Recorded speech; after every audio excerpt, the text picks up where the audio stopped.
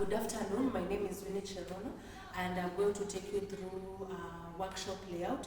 And a workshop layout is a systematic arrangement of workspace, equipment, storage, and the spaces for an hands-on activity. For example, a metal workshop, there are different types of workshop. We have instructional, we have industrial, so it depends with the purpose of the workshop.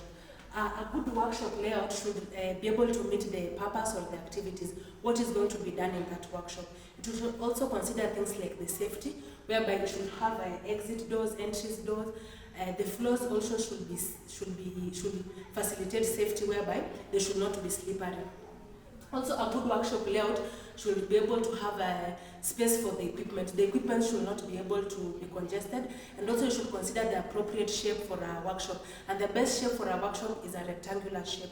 And here with me, I have a nutrition workshop, which is an instructional workshop. And having discussed about those important features or what should be considered when coming up with the layout, we've said the first thing should be the shape, it should be rectangular. And as you can see clearly from this workshop layout, the shape is rectangular in shape. It should also have an exit and an entrance door, and the door should be opening outward. This is to save on space, and also in case of an emergency or an accident, the students or the people or the users can be able to exit out of that place easily without any stampede or without any accident.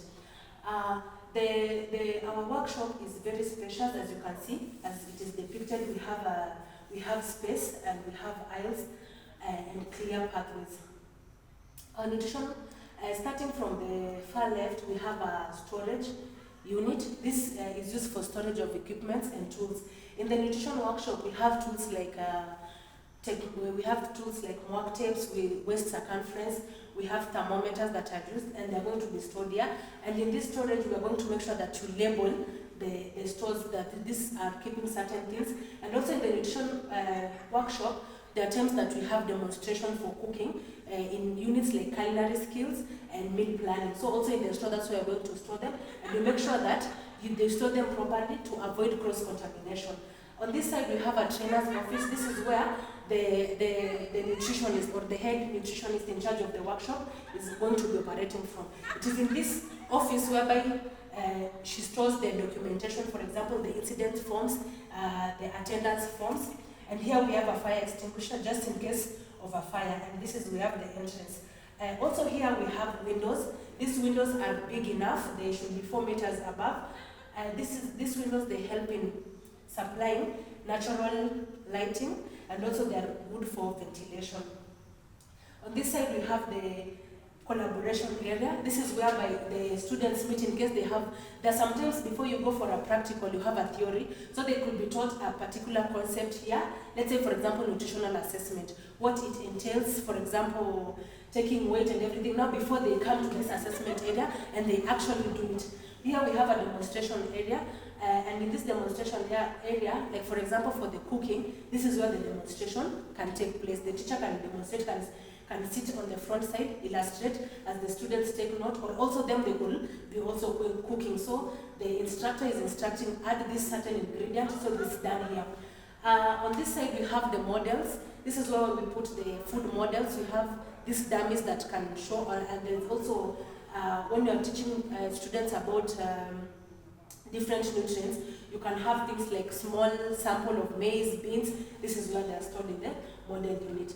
On this side, we have the rules and regulations that every student should be aware of them. They should know it by heart, because they are the ones that make sure that everything flows well in the workshop, and also it prevents accidents. On this side, we have the assessment area. This is where they do the clinical assessment. The person sleeps on this bed, and you do the clinical assessment, whereby you see the hair, their skin, and everything that has to do with clinical assessment. We also have here a studiometer that is used to measure the weight and the height. Here we have washrooms. These are very crucial things. They are part of the amenities that should be there in our workshop, because it will not be good when the students are undergoing their practical of the activities. They have to go elsewhere for the restroom, which we have female and male, which also serves as a changing room, whereby let's say they get into their required PPEs, the protective wear, before proceeding for the practicals. On this side, we have a disposal bin where we dispose anything that we've used, and it was also for hygienic purposes. Here we also have another fire extinguisher just in case there are fires, and it is up to date, it is not expired. On this side we have sinks. This is whereby they wash their hands after they're done with their activity, also for hygienic purposes. And then we have an exit where they can come, when they can use to come out after they're done with their practicals. So as you can see, this layout, it has actually met, I think, most of the requirements of a nutrition workshop. And I think that's all. Thank you.